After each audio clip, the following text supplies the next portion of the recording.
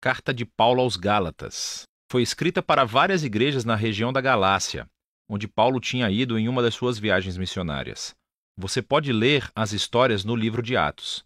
Ele escreveu essa importante carta sentindo uma profunda paixão e frustração. Aqui está a história por trás dela. O cristianismo começou como um movimento judaico-messiânico em Jerusalém, mas a sua mensagem era para toda a humanidade e, assim, rapidamente se espalhou para além de Israel.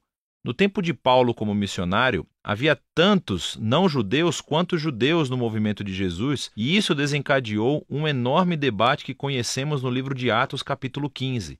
Historicamente, o povo da Aliança de Deus estava focado em um grupo étnico, Israel, e eles foram separados através das práticas ordenadas na Torá, como a circuncisão dos homens, comer kosher, observar o sábado. E havia muitos cristãos judeus que acreditavam que, para todos esses não-judeus realmente se tornarem parte da família de Deus, eles precisavam obedecer às leis da Torá. E assim, alguns desses cristãos judeus acabaram vindo para as igrejas da Galácia. Eles estavam falando mal de Paulo e exigindo a circuncisão de todos esses homens não-judeus cristãos. E muitos deles foram circuncidados. E quando Paulo soube disso, ele ficou com o coração partido e irritado. E eis que surge essa carta. Primeiro, Paulo desafia os Gálatas com seu resumo da mensagem do Evangelho sobre o Messias crucificado. Então, ele argumenta que esse Evangelho é o que cria a nova família multiétnica de Jesus e Abraão, e ele mostra como esse Evangelho é o que realmente transforma as pessoas pela presença e pelo poder do Espírito. Ele começa expressando sua perplexidade por os Gálatas terem abraçado um Evangelho diferente. É o evangelho promovido por esses cristãos que falam mal de Paulo e exigem a circuncisão. Então, Paulo defende primeiro a autenticidade da sua mensagem e autoridade como um apóstolo. Ele foi enviado pelo próprio Jesus ressuscitado para ir ao mundo não-judeu.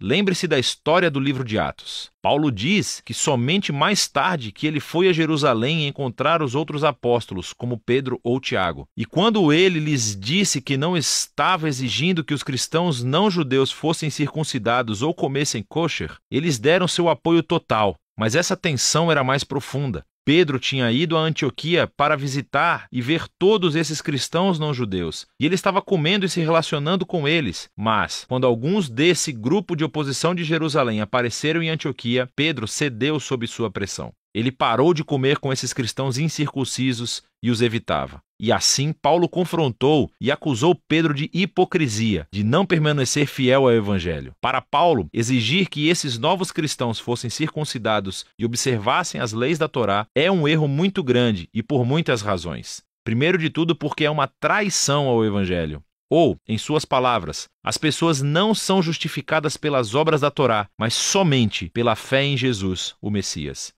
E nós temos fé no Messias Jesus. Ser justificado, literalmente, ser declarado justo, é um termo do Antigo Testamento para Paulo. É quando Deus declara que alguém está em um relacionamento certo com ele. Eles foram perdoados, receberam um lugar na família de Deus e estão sendo transformados pela graça de Deus. E é a convicção de Paulo que ninguém pode ser justificado observando os mandamentos da Torá, senão somente pela fé em Cristo Jesus. Esta é uma frase densa e pode se referir à fidelidade do próprio Jesus para viver e morrer em nosso favor. Ou poderia se referir à nossa própria confiança e devoção a Jesus. De qualquer forma, a mensagem é clara. As pessoas são justificadas apenas ao confiar no que Deus fez por elas através de Jesus, não pelo que elas fazem por si mesmas. No coração do Evangelho de Paulo está a afirmação de que, quando as pessoas confiam no Jesus Messias, o que é verdade sobre ele se torna verdadeiro sobre elas. Sua vida, morte e ressurreição se tornam deles. Ou, em suas palavras, eu fui crucificado com o Messias. E não sou eu quem volta à vida, é o Messias que vive em mim.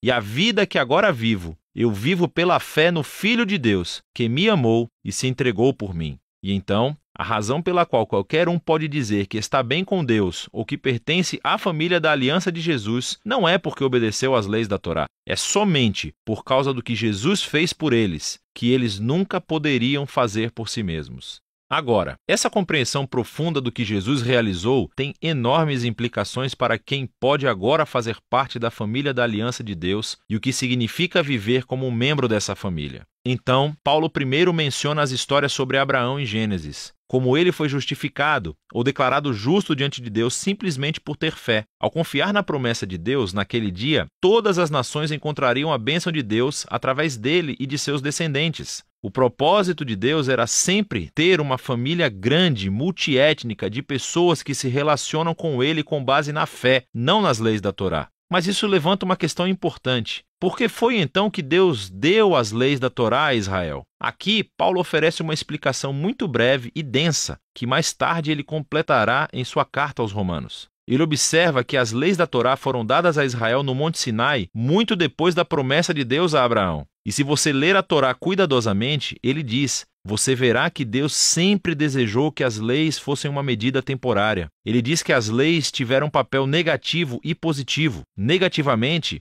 as leis agiram como uma lupa sobre o pecado de Israel. Elas expuseram como Israel compartilhou a condição humana pecaminosa, constantemente se rebelando contra a lei de Deus. E assim, a lei, que é boa, acabou pronunciando Israel e toda a humanidade como culpados. Ou, em suas palavras, as leis aprisionavam todos sob o poder do pecado, mas as leis também tinham um papel positivo. Elas agiam como um professor rigoroso da escola, que mantinha Israel na linha até a vinda da prometida descendência de Abraão, o Messias. E quando o Messias veio, ele cumpriu o propósito das leis em favor de Israel. Jesus foi o fiel israelita que realmente amou a Deus e ao próximo e, como rei de Israel, morreu para levar em si a maldição e consequência do fracasso de Israel e trazer a redenção. E agora, através de Jesus, a descendência de Abraão, a bênção de Deus pode chegar a todas as pessoas, independente da sua etnia, status social ou gênero. Para Paulo, não faz sentido exigir que os cristãos não judeus observem a Torá.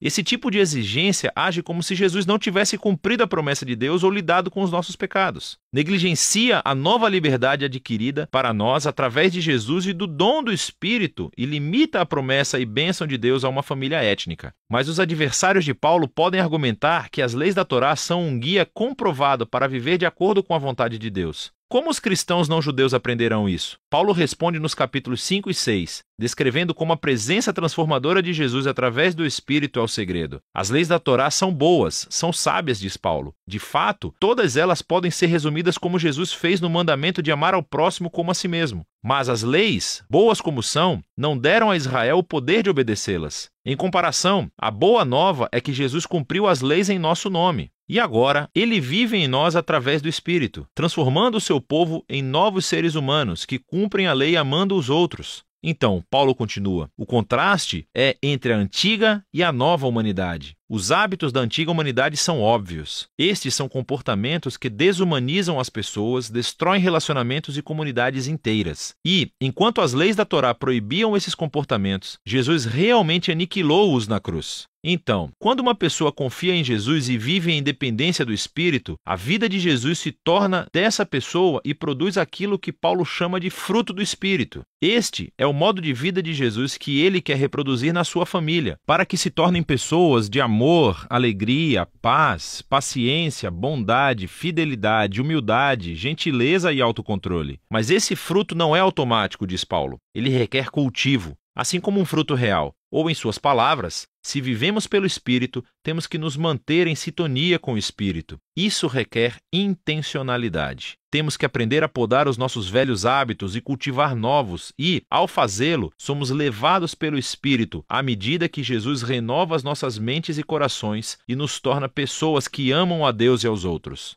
E assim, o povo de Jesus cumpre o que Paulo chama de Torá do Messias. No final, Paulo conclui, esse requisito para os cristãos se tornarem observadores da Torá ou serem circuncidados é um caminho que perde o foco no objetivo. O que realmente importa é a nova criação de Deus, essa família multiétnica do Messias. Pessoas cheias de fé em Jesus que estão aprendendo a amar a Deus e aos outros no poder do Espírito. E é disso que trata a carta aos Gálatas.